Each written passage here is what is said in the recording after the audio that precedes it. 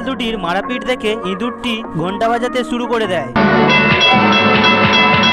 তা দেখে বিড়াল দুটি মারাপিট থামিয়ে দু সাইডে গিয়ে বসে পড়ে আর সাদা বিড়ালটি গ্লাস থেকে জল নিয়ে গুলকুচি করে ফেলে দেয়। ঠিক তখনই একটি ইঁদুর এসে বিড়ালটিকে হাওয়া করে কিভাবে যুদ্ধ করতে হয় তা শেখাতে থাকে। এরপর ইঁদুরটি কালো বিড়ালের কাছে এসে একই রকম ভাবে শেখাতে থাকে কিভাবে যুদ্ধ করতে হয়। এরপর ইঁদুরটি ঘন্টা বাজিয়ে দিলে এরপর বিড়াল দুটি মারাপিট থামিয়ে যখন ইঁদুরের দিকে দেখে ইঁদুরটিও বক্সিং প্র্যাকটিস করছে। এরপর বিড়াল দুটি যখন ইঁদুরটিকে ধরতে আসে তখন ইঁদুরটি